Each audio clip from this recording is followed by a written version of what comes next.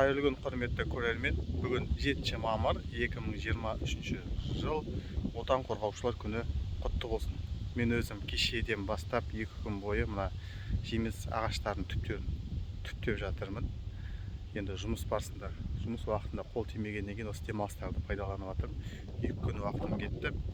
Бүгін енді таңертең жаңбыр жауды. Осы жаңбыр кезінде шығып кетіп, осы қазір түскі таман негізгі ағаштардың түбінің барлығын түптеп болдым. Қазір көрсетейін. Екінші жағын айналдырып. Мынадай етіп су тұратын қылып жасадым. Мен мына екі қолданған құралымды көрсеткім келеді. Мына екі құрал. Кетпен дейді, орысша мотыга дейді. Бұлар кішкентайлау түрі. Осы ішіндегі ыңғайлысы осы болды. Себебі арам шөптерді кесіп қиып түсіреді, жақсы. Сосын мына екі жанының былай үшкір болып екі жаққа шығуы, осының жұмыс жасаған кезеңде былай айтқанда жерді қопсытып кету керек, кәдімгідей өте жақсы өткір.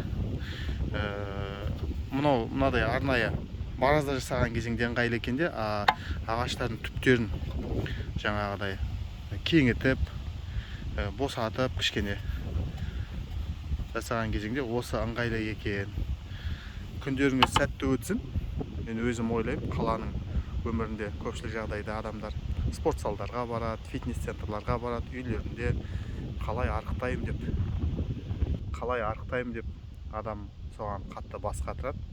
Негізінде әр адам өзінің мүмкіндігінше айналасында еңбек етуге тырысса, осы спорт залсыз-ақ та бір адамға жететін жұмыс жеткілікті.